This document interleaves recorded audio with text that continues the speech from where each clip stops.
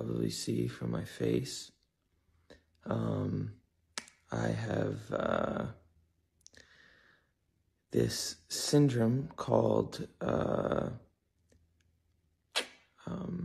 Ramsay-Hunt syndrome. जैसा कि अभी आपने देखा, well known world famous Canadian singer Justin Bieber ने खुद बोला है कि उनको हो गया है रैमसे-हंट सिंड्रोम। मीन्स उनके आधे हिस्सा चेहरे का पैरालाइज हो गया है। आपने यहाँ पे नोट किया होगा, उनका केवल एक आंख ही खुल बंद हो पा रहा है। जब वो बोलने की कोशिश कर रहे हैं तो केवल ये एंगल ऑफ माउथ हिलता है, ये हिल नहीं पा रहा है। कहने का मतलब ये वाला पार्ट उनका पूरा पैरालाइज हो गया है, इस पार्ट में हरकत अभी बाकी है। अब ये कुछ कारण है जिसके वजह से उनके सारे आने वाले कंसर्ट्स, स्टेज प्रोग्राम सारे कैंसिल हो चुके हैं। अब वो इस सिंगिंग के दुनिया में वापस आ पाएंगे या नहीं आ पाएंगे, ये हमें जानना बहुत जरूरी है। क्या ये अब इनके कैरियर की समाप्ति है?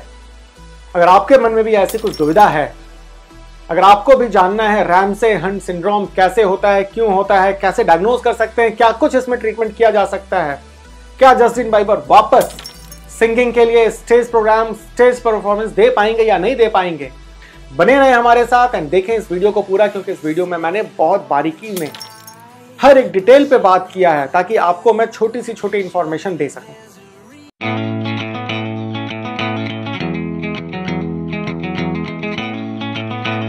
रैमसे-हंट सिंड्रोम, रैमसे-हंट सिंड्रोम होता है ट्रायड।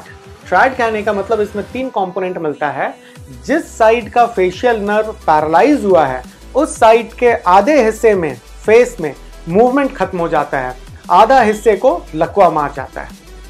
दूसरी बात, जिस साइड इंफेक्शन हुआ है उस साइड कान में दर्द बहुत होता है।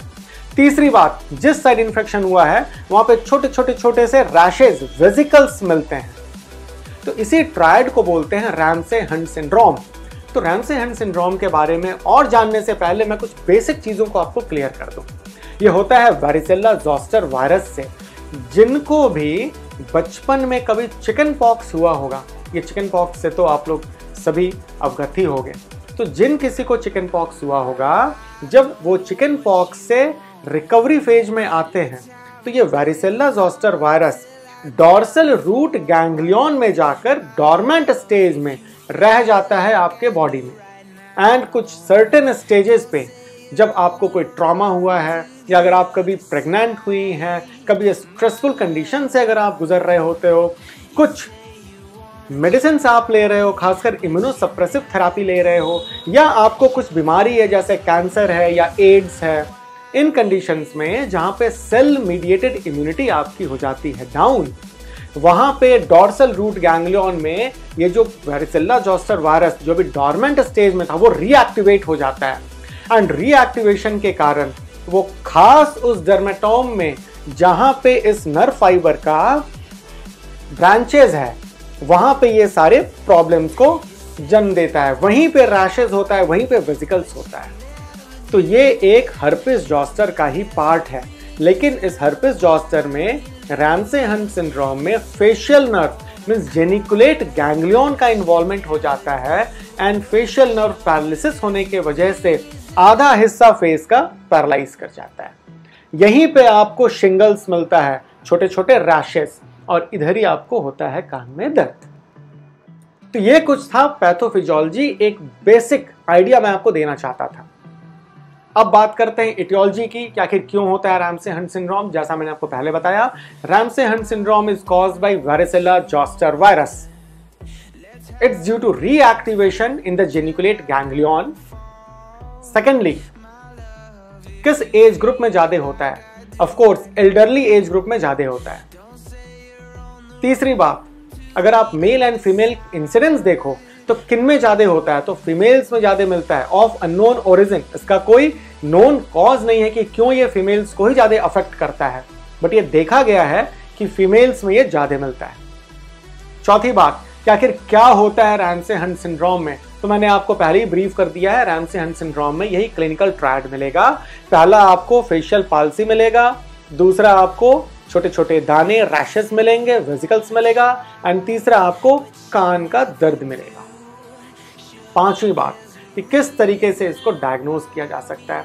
तो डायग्नोसिस के लिए क्लिनिकल डायग्नोसिस सबसे इंपॉर्टेंट है। क्लिनिकली आप एग्जामिनेशन पे डायग्नोस कर सकते हो कि whether the patient is suffering from Ramsay syndrome और नॉट। सेकेंडली, अगर क्लिनिकल डायग्नोसिस में आपको थोड़ी भी कंफ्यूजन है तो आप कुछ हायर इन्वेस्टिगेशन टेस्ट के लिए जा सकते हो। लाइक वेसिकुलर फ्लूइड को आप टेस्टिंग के लिए भेज सकते हो फॉर वारिसेला जोस्टर वायरस।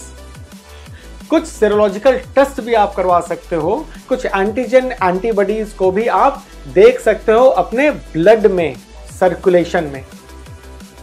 तो ये कुछ पॉइंट्स था डायग्नोसिस को लेकर। अब आते हैं सबसे important, that is treatment part. अगर आपने 3 दिन के अंदर ट्रीटमेंट स्टार्ट कर दिया है तो रैमसे हंट सिंड्रोम मानकर चलें कंप्लीटली रिजॉल्व हो जाएगा। जी हाँ, आपने बिल्कुल ठीक सुना है, कंप्लीट रिजोल्यूशन हो जाता है रैमसे हंट सिंड्रोम का अगर आपने 3 दिन के अंदर ट्रीटमेंट शुरू किया है। ट्रीटमेंट वाइज सबसे पहला वारिसेला जोस्टर वायरस के अगेंस्ट आपको कुछ एंटीवायरल देने की जरूरत है, खासकर एसाइक्लोवीर या कुछ हाइयर अगर आप देखो जनरेशन वाइज तो वेलासाइक्लोवीर या फेमसाइक्लोवीर, जो भी आपका इजीली अवेलेबल हो आपके नियर बाई स्टोर्स में, तो आप दे सकते हो इसमें एसाइक्लोवीर ग्रुप के ड्रग्स को।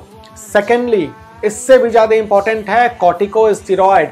सुनने में जरा आपको अजीब सा लग रहा होगा कि ये तो वायरल इन्फेक्शन है, वायरल इन्फेक्शन में आखिर स्टेरॉइड कैसे दे सकते हैं? स्टेरॉइड तो वायरल इन्फेक्शन को और प्रोलिफरेट करेगा और बढ़ा सकता है। लेकिन यहाँ पे रैमसे हंट सिंड्रोम में चूंकि यहाँ पे एंटीजन एंटीबॉडी रिएक्शन भी देखा गया है, इन्फ्लेमेशन भी देखा गया है, तो ये एज एंटी इन्फ्लेमेटरी, एज ये इम्यून कॉम्प्लेक्स इम्यून रिएक्शन को सप्रेस करने के लिए यहाँ पे स्टेरॉइड देने की जरूरत होती है। खासकर प्रेडनिसोलोन इसमें काफी यूजफुल होता है for next 1 to 2 weeks depending on condition of the child, condition of the patient.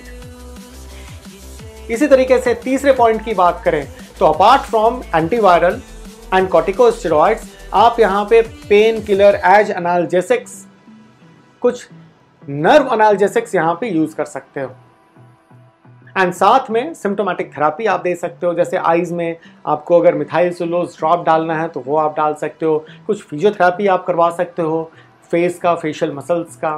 तो ये कुछ पार्ट था ट्रीटमेंट के लिए। यहाँ पे मैं फिर से आपको रिमाइंड करा दूं कि फर्स्ट 3 डेज में आपको ट्रीटमेंट स्टार्ट कर देना बहुत ज़रूरी है, वरना कंप्लीट रिजोल्यूशन नहीं भी हो सकता है कभी कभी। ठीक इस तरीके से आते हैं अपने नेक्स्ट पॉइंट पे, दैट इज कॉम्प्लिकेशन। क्या कुछ कॉम्प्लिकेशन हो सकता है? तो कॉम्प्लिकेशन में सबसे इंपॉर्टेंट है रेजिडुअल पैरालिसिस।